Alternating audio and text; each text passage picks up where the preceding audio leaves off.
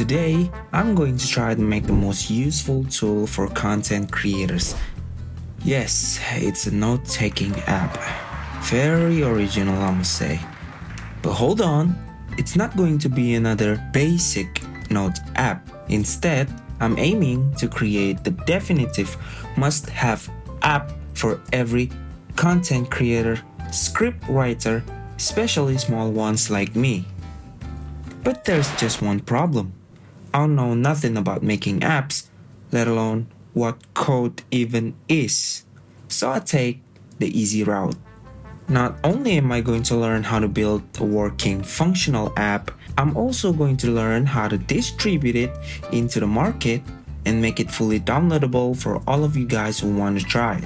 I'll leave the link in the descriptions below. So let's jump right into it. First thing first, being a small creator myself, I've always struggled to find a note-taking app to write my scripts. There are millions of options out there, but none of them seem to work for me. As a result, my scripts keep getting scattered all over the place. I don't know if it's true, but the problem is every app leans more toward general purposes rather than being built specifically for us, a content creator.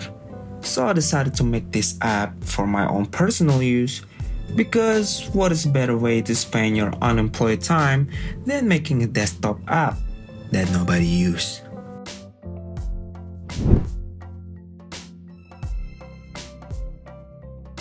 It's called the Vibe Coding Mind Virus. What in the world is vibe coding? This is the ultimate beginner's guide to vibe coding. Is called vibe coding. This term has been getting thrown a lot in Big 26.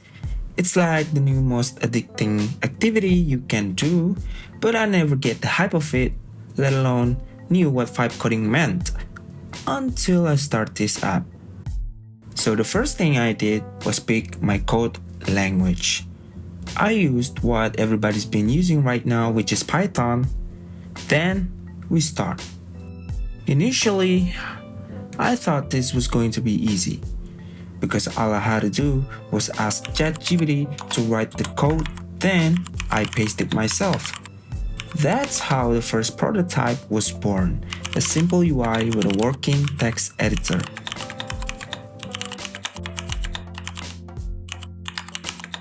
But as I progressed and added more features, it got more and more annoying going back and forth from ChatGPT or Cloud to actually paste my actual code. Keep in mind, I was on a free plan, so my tokens were burning like crazy. Every prompt had to be carefully written so I didn't waste anything. And not only that, the response time got longer and longer as the code grew. It was overall just a time-consuming method. Surely there had to be a better way.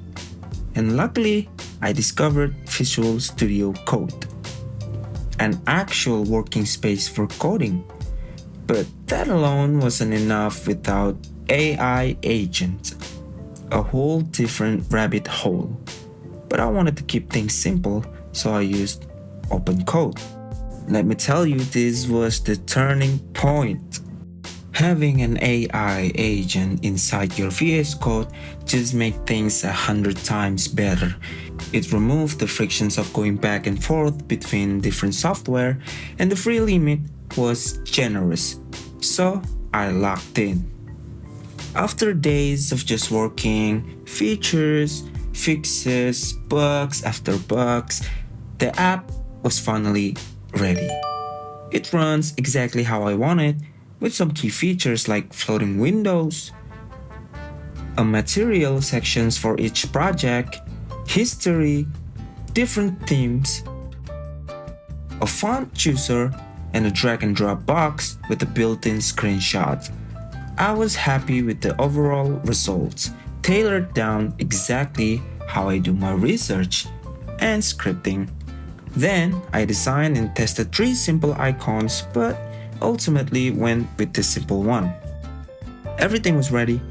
Now it's time to publish.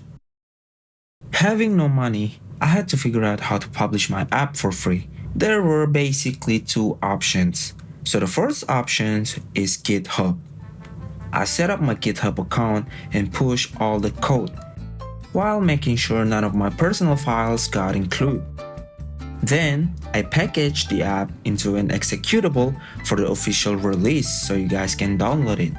But before that, I had to set up a support account, basically just a Gmail, and turn my GitHub page into the update and info hub.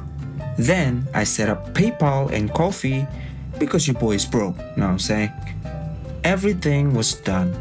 Now it was time for the first versions to go live. But I ran into another problem. As expected, a Windows warning popped up when running my app. Because I'm nobody and Windows doesn't trust nobody, I didn't want anyone to feel suspicious about my app, so I had to think of another way.